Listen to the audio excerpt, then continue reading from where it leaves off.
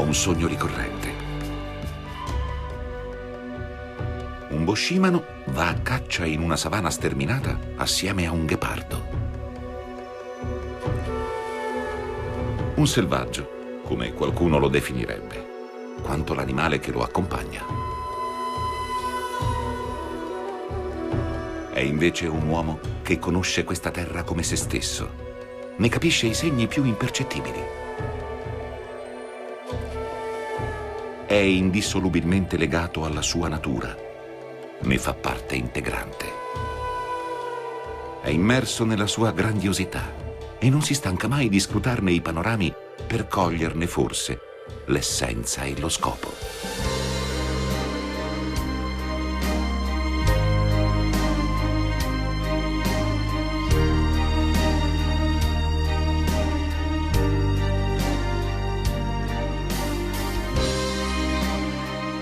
Non c'è bisogno di scomodare Freud per interpretare il mio sogno.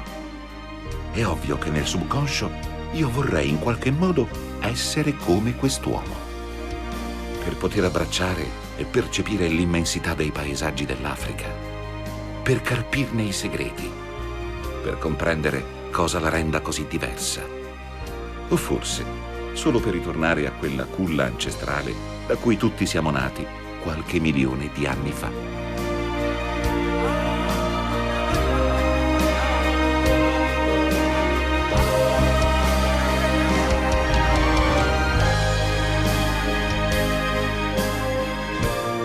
Insomma, questo continente mi fa provare emozioni differenti rispetto ad altri. Certo, sono felice anche quando vado a fotografare puma e guanachi in Patagonia o rari uccelli in Nuova Guinea. Ma mai come quando devo realizzare un servizio in questo continente. L'uomo del mio sogno non ha certo bisogno di un computer, e tantomeno di un libro, per poter identificare una specie. Io sì, per adesso. Il compito che devo svolgere questa volta è quello di documentare come anche nella fitta boscaglia sudafricana, al di fuori dei grandi parchi naturali, sia possibile per un fotografo naturalista determinato fare incontri eccezionali. Il compito è difficile, ma non mi dispiace affatto. Quella che cerco è proprio l'Africa più nascosta agli occhi del turista.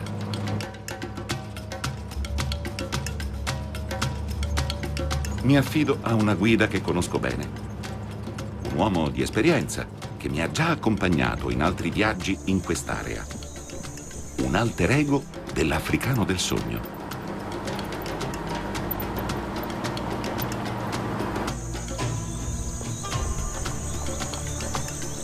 Nel fitto della boscaglia riusciamo a vedere animali solo quando ci attraversano la strada.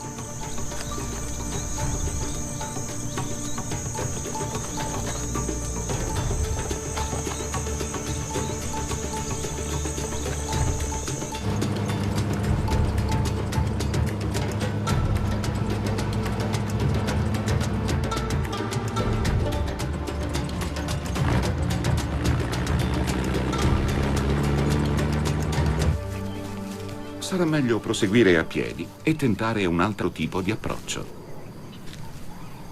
Non senza fare molta attenzione, però. In questa densa boscaglia anche gli animali di grossa mole riescono a camuffarsi benissimo.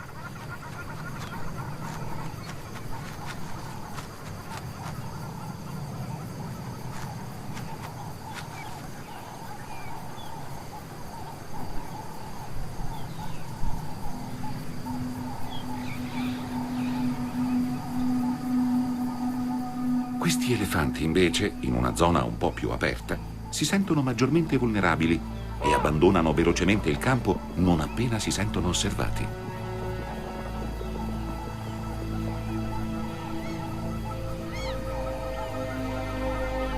Un po' più in là, i resti di qualcosa che non può più fuggire.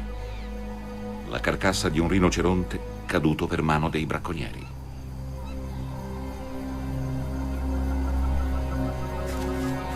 Non è piacevole trovare sempre più segni di questo genere ogni volta che torno in Africa. Animali imponenti ma vulnerabili, uccisi nel nome del profitto. Ma non tutto è perduto. Eccone alcuni che sembrano ignari di appartenere a una specie così minacciata dalla bramosia degli umani. Mi piacerebbe poter chiedere all'uomo che appare nei miei sogni se i suoi dei sappiano per quanto tempo ancora potremo osservare in natura il comportamento di questi giganti.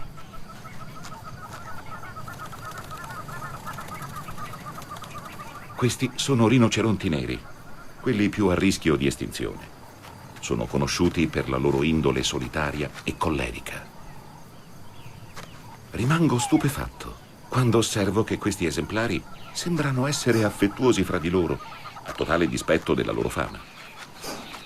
Addirittura emettono suoni che sembrano quelli di gattini che giocano, invece che modulati da pachidermi di oltre 1 tonnellata.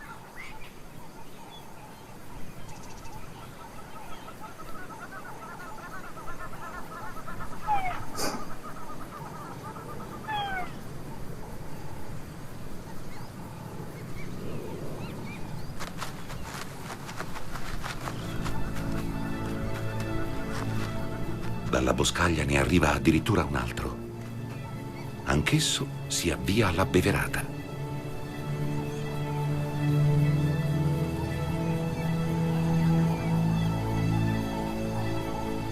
La situazione potrebbe farsi più tesa.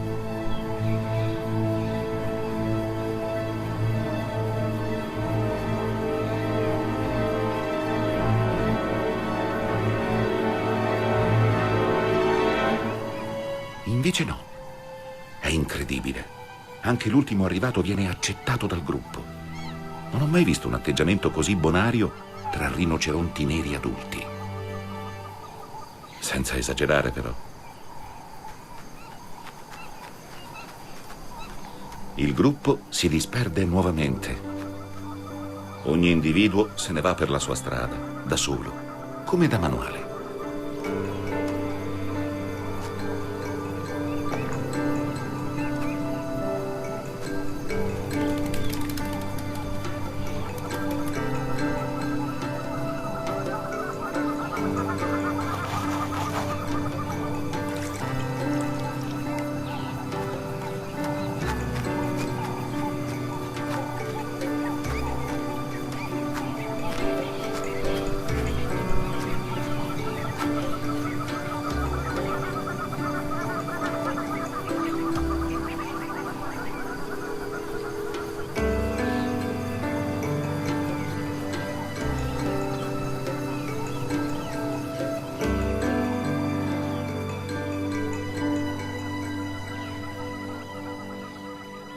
Un'ultima occhiata alla carcassa del rinoceronte più sfortunato e poi ci dirigiamo verso il fiume.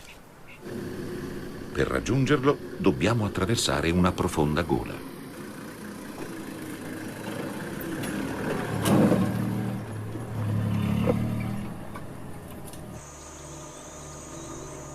Siamo nella parte più meridionale di quella spaccatura della crosta terrestre conosciuta come Rift Valley, che si estende per ben 6.000 chilometri dalla Siria al Mozambico. Qui il continente, spinto da forze tettoniche lente ma inesorabili, si sta spaccando in due. Un giorno, in queste gole, ci sarà un mare a separare le due coste. Ma non è una cosa di cui debba preoccuparmi nell'immediato. Ci vorranno milioni e milioni di anni. Proprio nelle gole della Rift Valley sono stati scoperti i resti dei nostri antenati.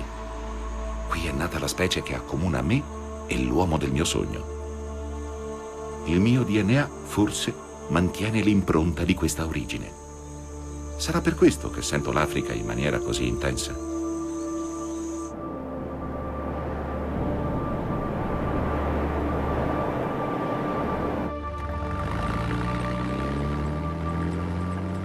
Ancora un po' di strada prima di arrivare al fiume. Forse anche questo branco di bufali si sta dirigendo all'abbeverata. La nostra presenza li ha evidentemente infastiditi.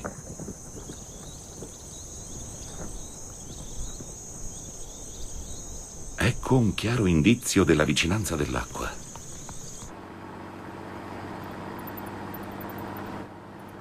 Finalmente il fiume. Ancora qualche metro per posizionarci al meglio e poter fotografare i miei soggetti senza disturbarli.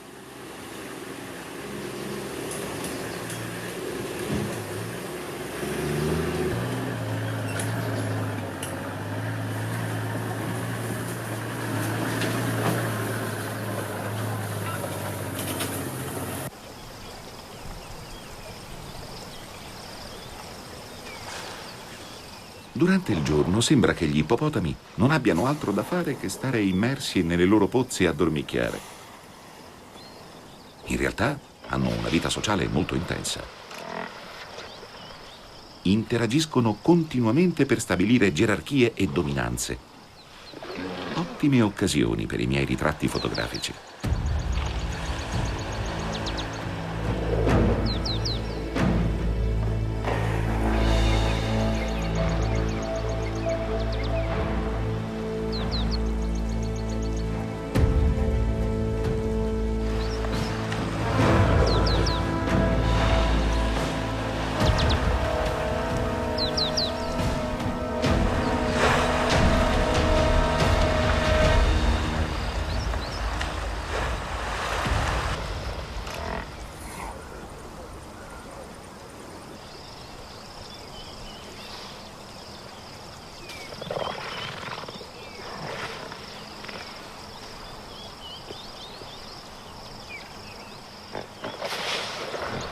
Uno di loro ha qualcosa che non va.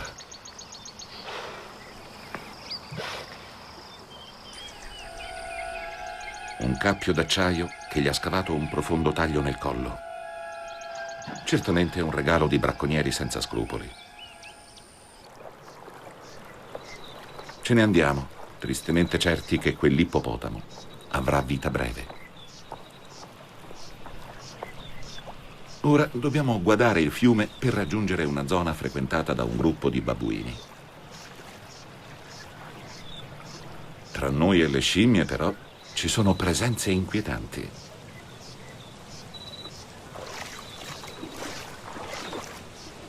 Per fortuna, i grandi rettili sembrano essere impegnati in tutt'altro.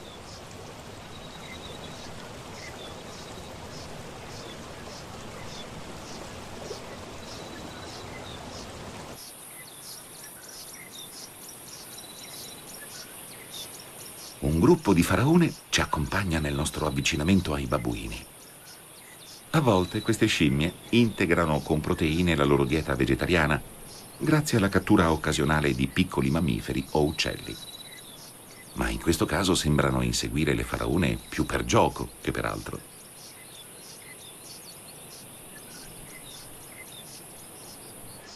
Il branco si sta radunando sulla riva del fiume. Cominciano ad attraversarlo con l'agilità che li contraddistingue.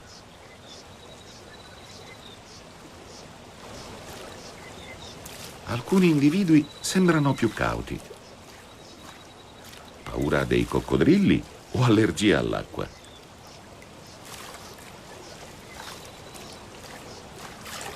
Solo i più giovani, incoscientemente, continuano le loro scaramucce, anche semisommersi.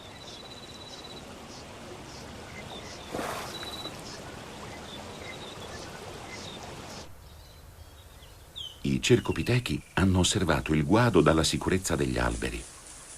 Ora che i loro cugini più grandi e numerosi si sono allontanati, possono scendere sul greto del fiume.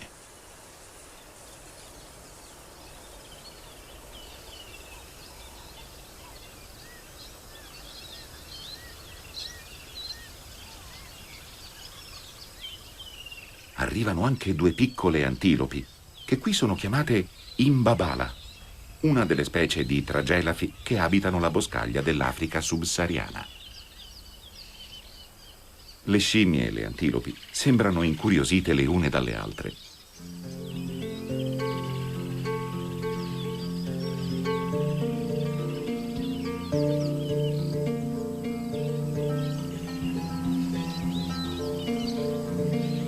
Incredibilmente iniziano a giocare tra loro, come fossero bambini che parlano lingue diverse, ma che sul piano del gioco si capiscono perfettamente.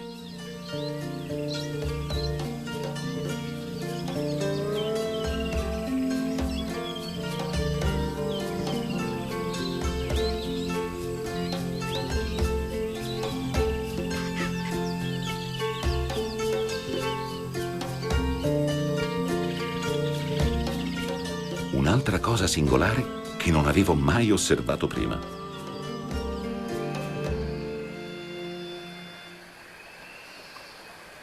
Difficile, invece, non vedere quella macchia candida nel verde. Un'aquila pescatrice sta cacciando.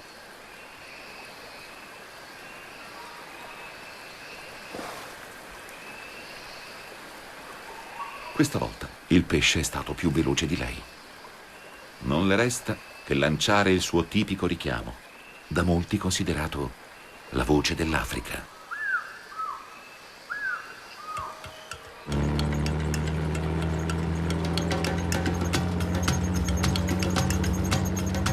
Alla ricerca di altri soggetti. Le zebre possono anche scappare e mimetizzarsi nella boscaglia, ma per la giraffa è impossibile nascondersi.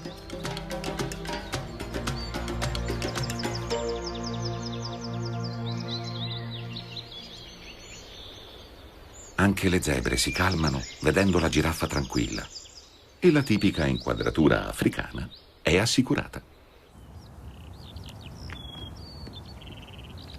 Provo a fare come lei. Vado a piedi lentamente.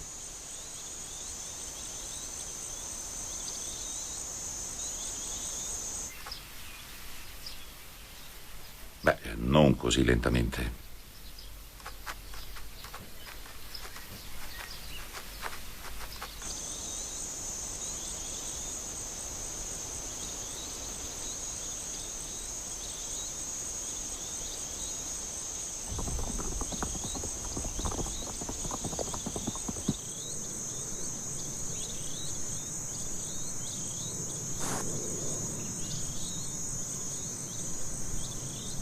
Il calore e la siccità hanno mietuto qualche vittima.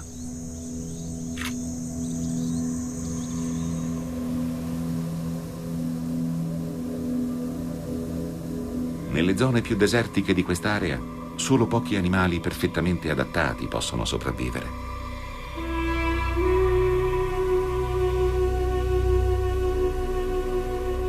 Queste specie, come gli orici, dipendono da quella poca umidità che le piante di cui si nutrono riescono ad assorbire dalle foschie che condensano il vapore acqueo.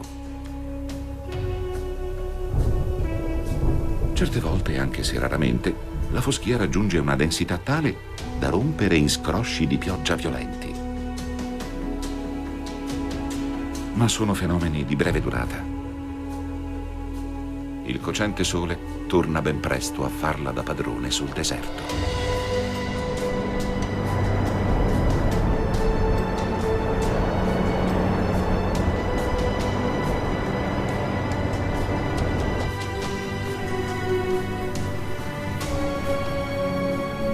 Qui siamo in Namibia.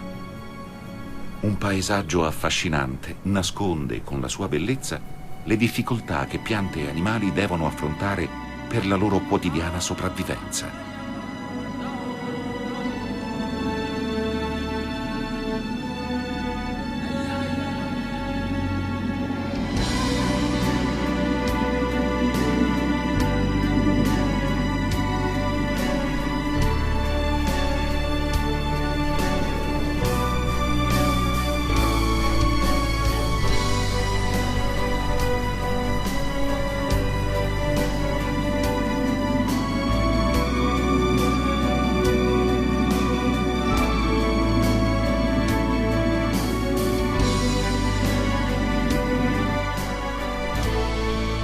Questo albero faretra, così chiamato perché i boscimani ne ricavano custodie per le loro frecce, si è adattato a vivere nella siccità quasi perenne. Tra i suoi rami e quelli di altri rari alberi ad alto fusto, i passeri repubblicani costruiscono i loro enormi nidi comuni. Qui non è difficile per questi uccelli gregari procurarsi fili d'erba secca per costruire le loro città.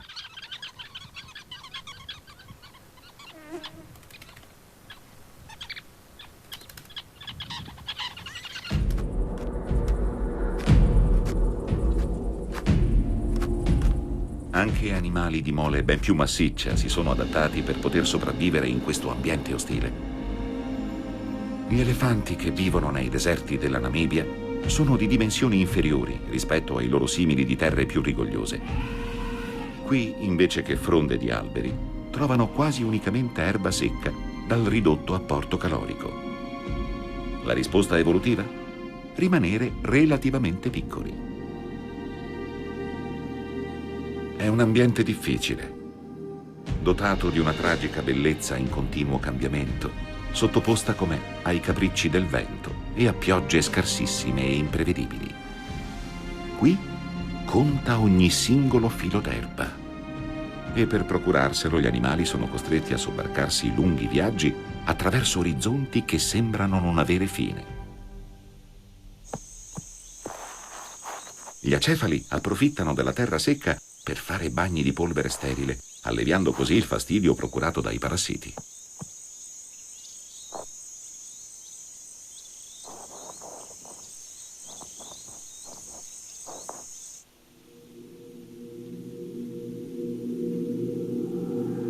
Come in tutti gli ambienti naturali, non manca chi sta ai vertici della catena alimentare.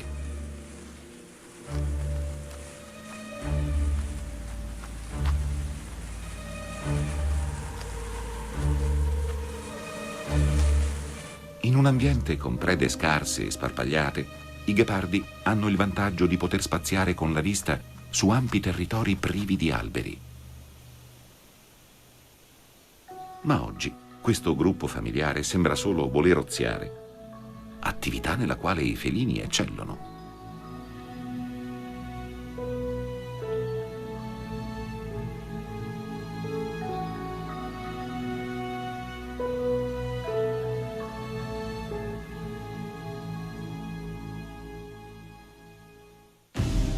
Anche se piove raramente, il deserto non è quasi mai completamente privo di acqua. Gli alberi indicano la presenza di una falda acquifera sotterranea. Ma le rare e violente piogge formano fiumi effimeri, il cui corso, ora nascosto, si può intuire proprio dalla disposizione degli alberi. Ma il deserto riserva sempre qualche sorpresa. Tra i due versanti rocciosi di aride montagne si è creata una gola adatta a conservare l'acqua. Qui la vegetazione è rigogliosa. In alcune zone della valle l'acqua affiora costantemente e crea pozze permanenti. Questa, con le sue acque cristalline, grazie all'azione filtrante della sabbia, è addirittura in grado di ospitare numerosi piccoli pesci, giunti fin qui chissà come. Ma nella maggior parte di questo territorio non c'è ombra di acqua ed è solo il vento a modellare costantemente il paesaggio.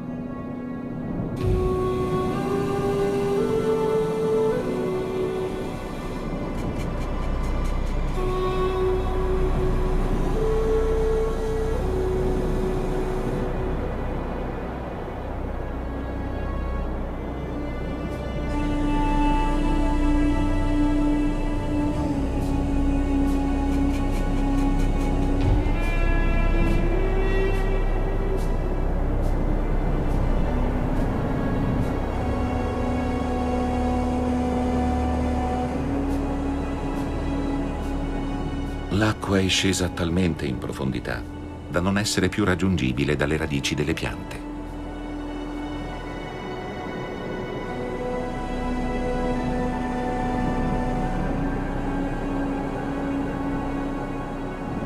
Ma basta una depressione nel terreno perché gli alberi riescano a raggiungere l'acqua sotterranea.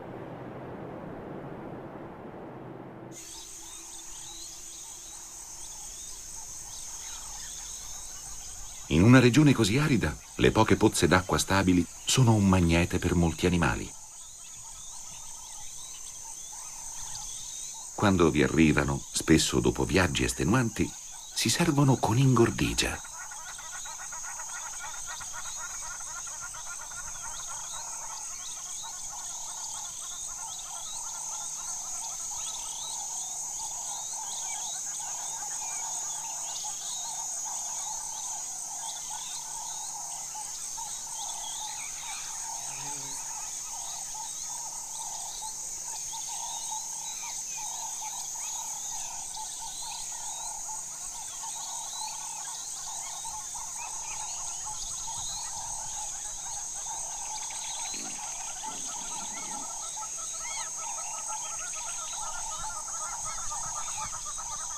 Per le giraffe l'esercizio è un po' più complicato.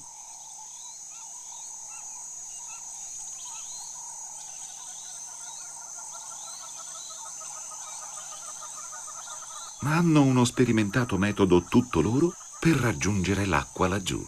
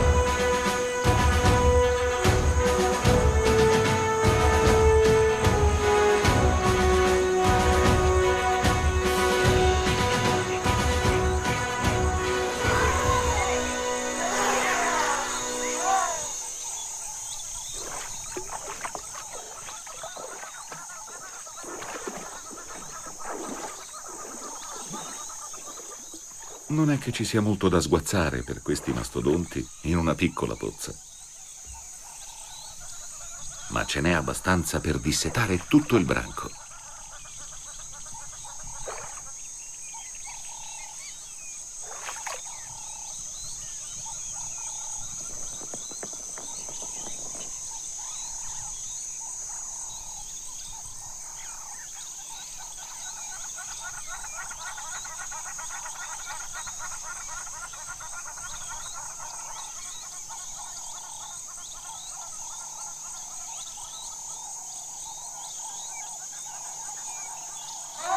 Gli elefanti mal sopportano la presenza di intrusi quando sono a una pozza.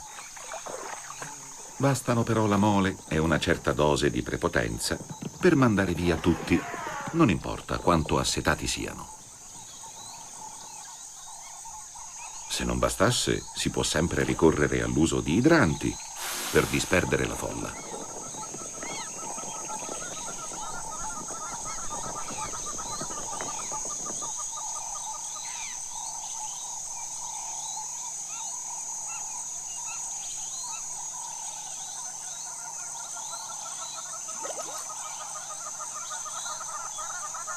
Il piccoletto non si è ancora impratichito bene all'uso della proboscide.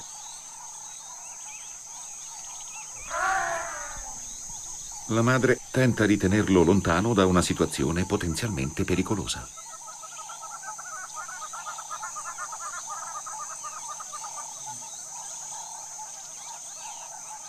Lui, testardo, insiste. Fino a prendersi una bella strizza e precipitarsi in braccio, per così dire, alla mamma e farsi una poppata consolatoria.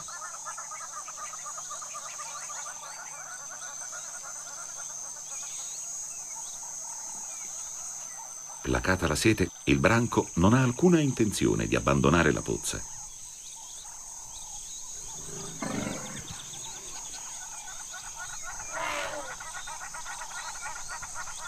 I giovani fanno qualche finta lotta.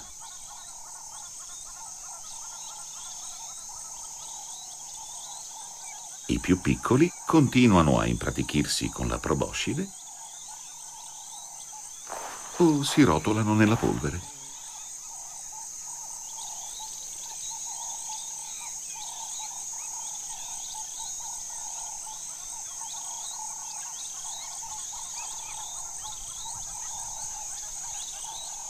Gli adulti si dedicano a qualcosa di più serio, non senza essere disturbati da un giovane che probabilmente è il figlio geloso della femmina.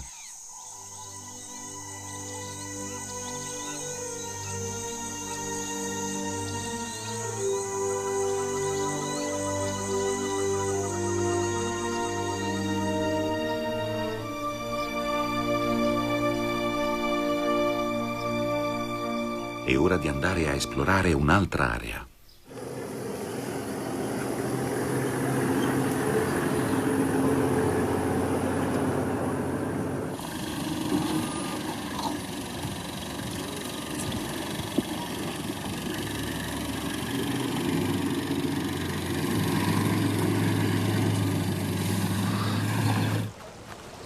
La guida mi dice che c'è un vecchio e irascibile ippopotamo maschio che ha eletto a dimora una pozza tutta sua dopo essere stato scacciato dal branco. Sembra tranquillo, mentre le bufaghe gli stanno sul dorso alla ricerca di parassiti. Ma la quiete dura poco.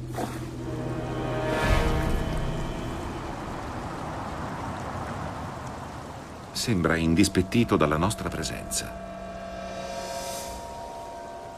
È meglio andarsene velocemente. Probabilmente abbiamo osato troppo. Sappiamo bene entrambi che gli ippopotami sono i maggiori responsabili di uccisioni di umani in Africa e un maschio esiliato dai suoi è ancora più pericoloso.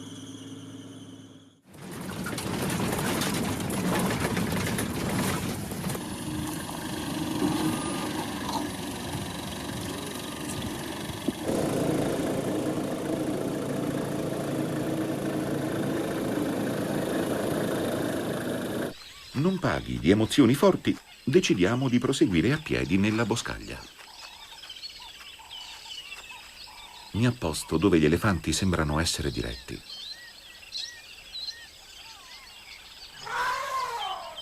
Arrivano, infatti, e si dirigono sicuri verso un punto che probabilmente conoscono già.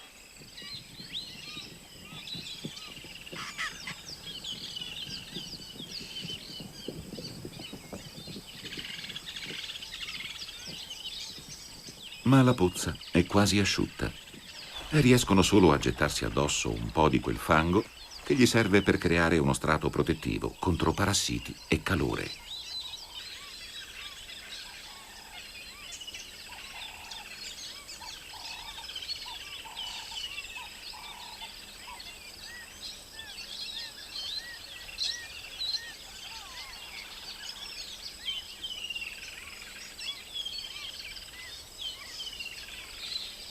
Sembrano essersi accontentati di questo bagno di fango a metà.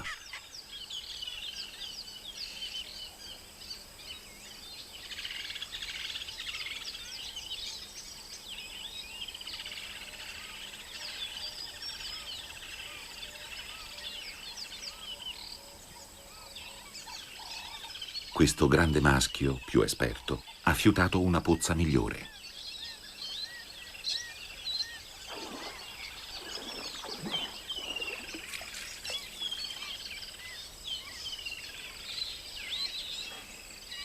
Senza dubbio un maestro nell'arte di ricoprirsi di fango.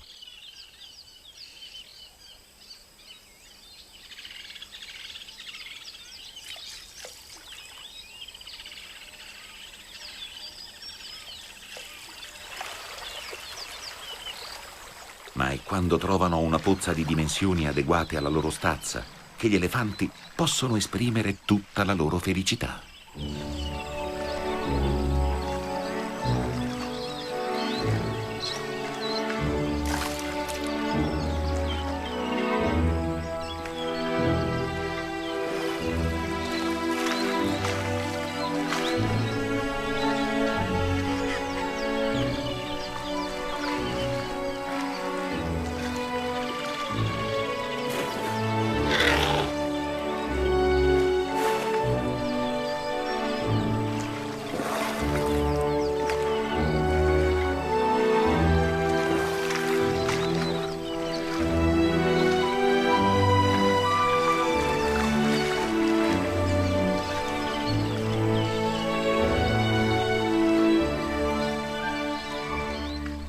Per loro è arrivato il momento di tornare a foraggiarsi.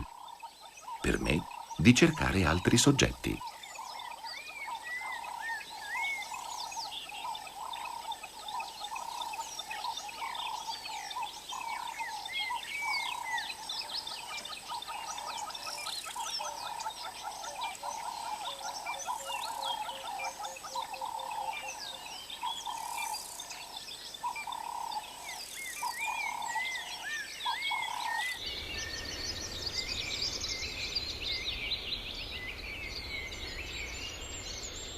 Pane per il mio obiettivo.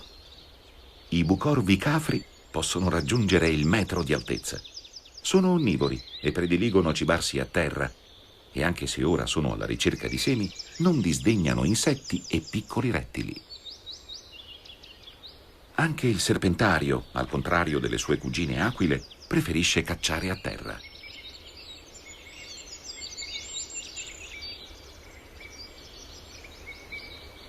Osserva attentamente il terreno alla ricerca delle sue prede preferite, serpenti per l'appunto. Ma anche un grosso insetto può cadere sotto le sue rapide zampate.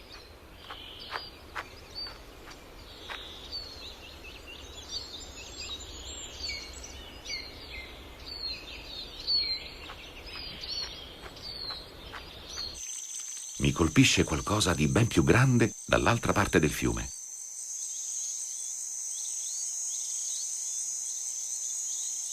Due elefanti escono dalla boscaglia e si offrono senza ostacoli al mio obiettivo.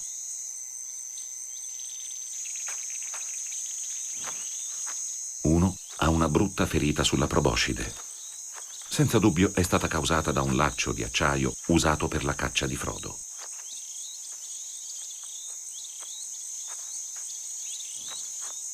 Non sembra però che la ferita abbia messo a repentaglio la funzionalità del versatile organo.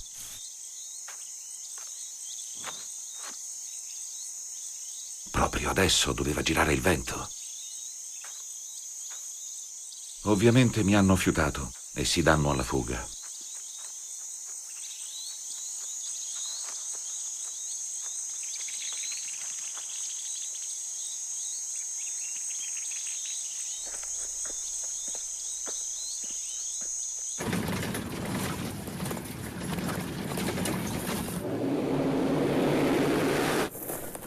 Di nuovo a piedi, ma in una zona insidiosa con tutti questi cespugli. La mia guida sembra andare a colpo sicuro. Certo, è l'ambiente perfetto per trovare leoni, che è quello che stiamo cercando, ma anche perfetto per i loro agguati.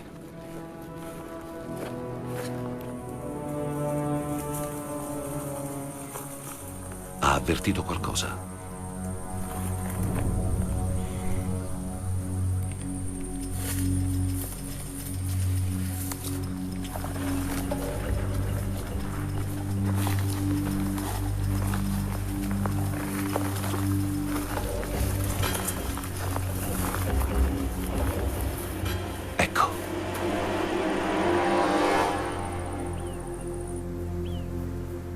Mi dispiace affatto. Il leopardo è un animale molto elusivo.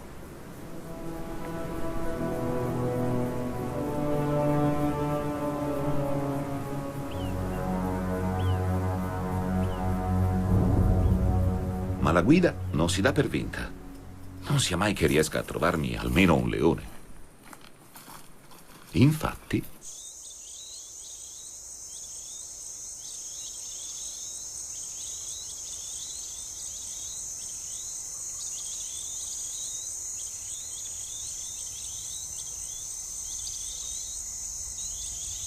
questo però è stato facile. I leoni, nei giorni che dedicano agli amori, 3 di media all'anno, sono stanziali, poco interessati a quello che succede intorno a loro e sono piuttosto concentrati nel copulare con grande frequenza. Averli sorpresi sul fatto, con questa luce, è comunque un bel colpo.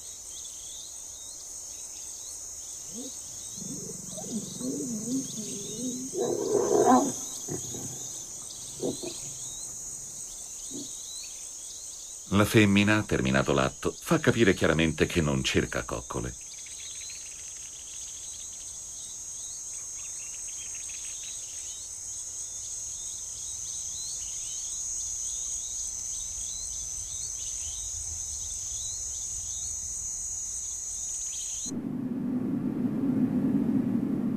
Quello del Kalahari è un vasto altopiano arido. Il suo nome deriva dalla lingua Tswana e significa la grande sete, e se ne capisce perfettamente il motivo. Gli struzzi, come tutti gli altri animali, non hanno vita facile qui. Si ricoprono anch'essi di terra ridotta in polvere, che qui non manca di certo, per trovare un qualche sollievo dai parassiti.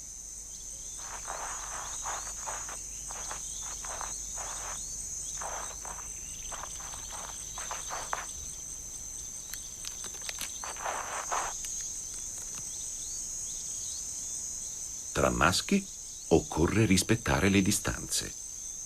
Il dominante fa valere le sue ragioni per quanto riguarda lo spazio sul quale ritiene di avere legittima giurisdizione e il sottomesso non può far altro che abbassare la testa. Letteralmente. Non appena gli invadenti struzzi si allontanano, i suricati decidono che è arrivato il momento di uscire dalla tana. Ma occorre farlo con circospezione. Soprattutto se si tiene famiglia.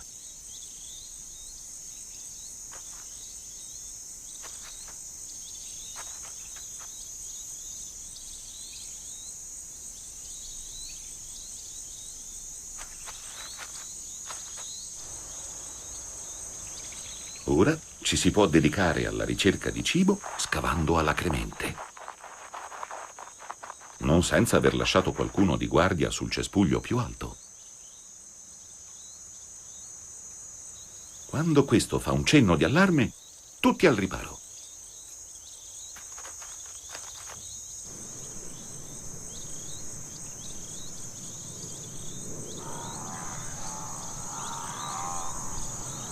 Le grandi distese erbose del Kalahari ospitano anche grossi branchi di antilopi, come gli orici, gli acefali e gli gnu.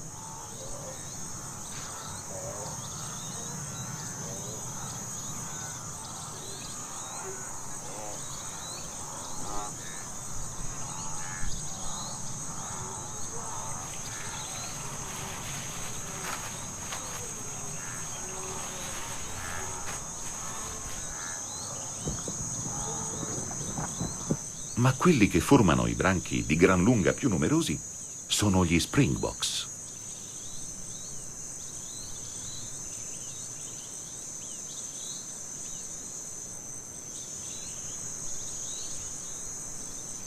Questi salti rimbalzanti servono a dimostrare alle femmine che l'individuo è in forma e merita le loro attenzioni. Ciò nonostante, occorre sempre battagliare con qualche rivale per ribadire il concetto. Così facendo è però facile attirare l'attenzione di ospiti indesiderati.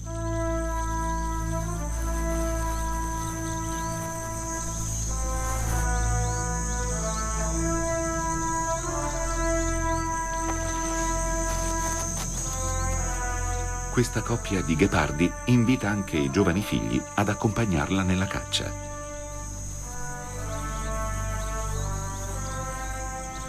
Un errore, forse.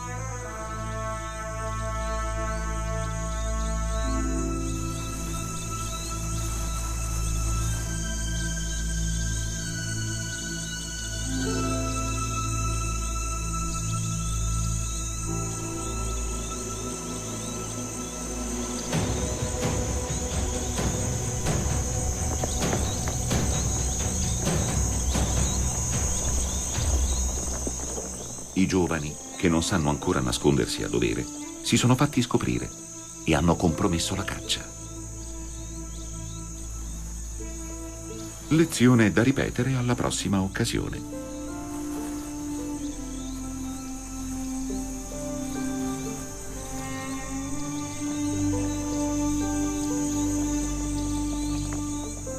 Ma alle gazzelle non va sempre così bene. I resti di questo springbok meno fortunato sono stati lasciati agli sciacalli dalla gualdrappa da una caccia fruttuosa precedente.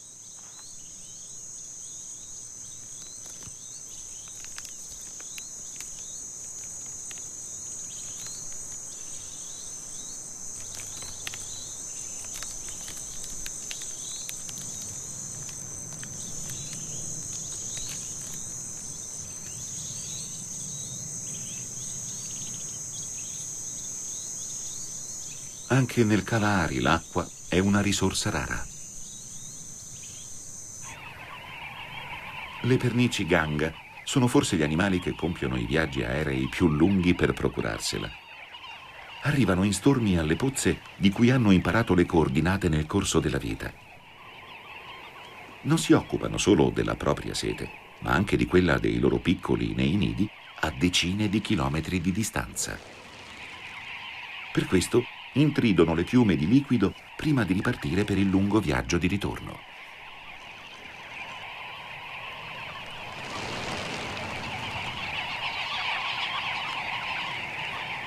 Quest'orice sembra perplesso dalla gran confusione che creano le ganga con i loro andirivieni.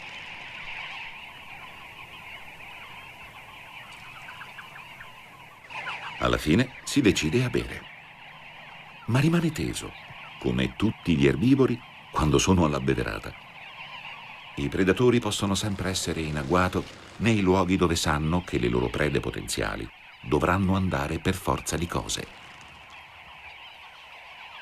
Il trambusto di rumore e movimento di decine di uccelli che vanno e vengono lo fanno desistere dall'abbeverarsi per ben 2 volte.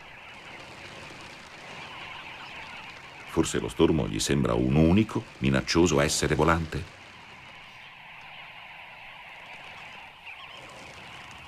Ne ha avuto abbastanza di questo caos.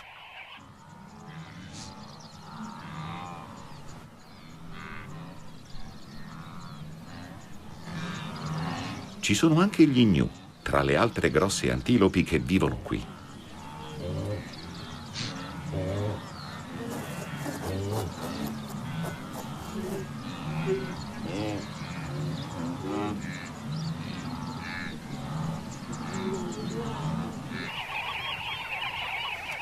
Anch'essi, nonostante la sete, sono titubanti nell'avvicinarsi alla pozza.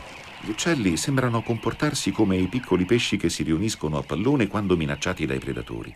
Uniti, appaiono come un organismo molto più grande.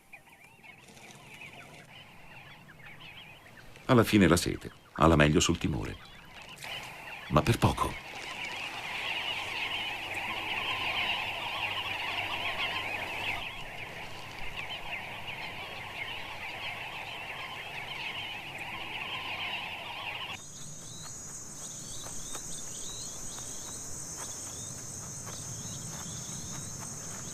Nonostante sia un predatore, anche il ghepardo è guardingo quando si avvicina alla pozza.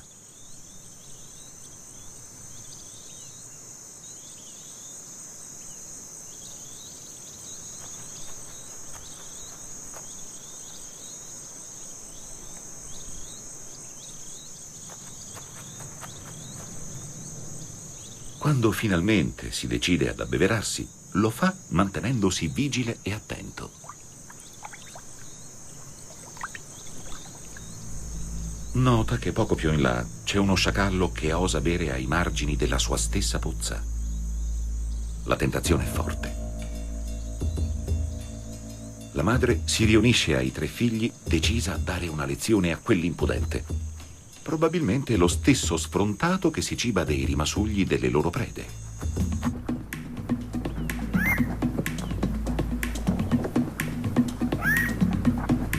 È più un allenamento giocoso che una caccia, ma lo sciacallo non lo trova affatto divertente.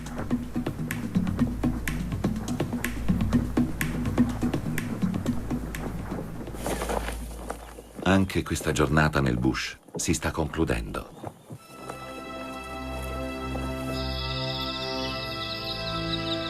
Mi ha permesso di vedere in natura animali come i rinoceronti e gli elefanti, ma anche cose ben più piccole che ai miei occhi velati dal mal d'Africa sono sembrate non meno affascinanti.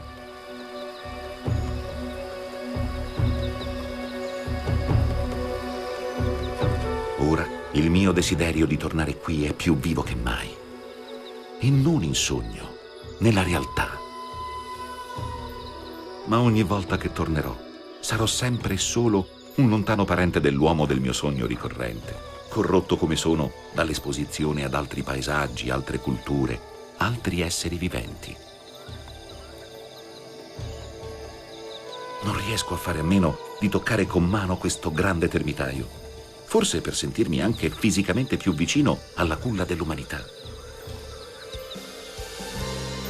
Ma per quanto mi sforzi, ho la consapevolezza che non potrò mai essere come l'uomo del sogno.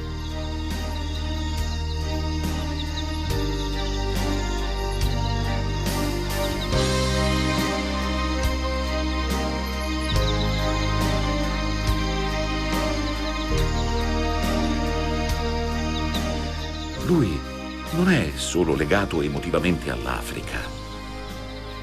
Lui è l'Africa. Lui è i fiumi dell'Africa, i suoi laghi, le sue savane, le foreste e i deserti.